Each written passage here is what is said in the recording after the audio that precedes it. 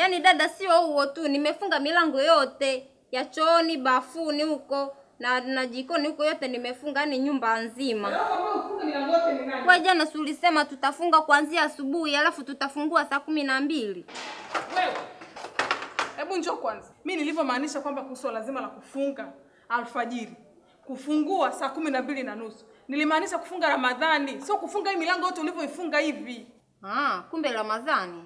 Ramadhani mdogo wangu. Basi nifungulie mlango, mimi nachelewa kazini. Hapana, dada, yani mimi nasimamia msimamo wangu. Wewe ulisema usishawishike. Sasa na mimi hapa sishawishiki. Mimi milango sifungu. Kwanza na hivi. Wewe bitoki. Kwanza na hivi dirisha nimesahau kulifunga. Ngoja nifunge na madirisha kwa kweli.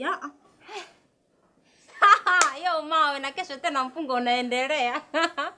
Yo nagi.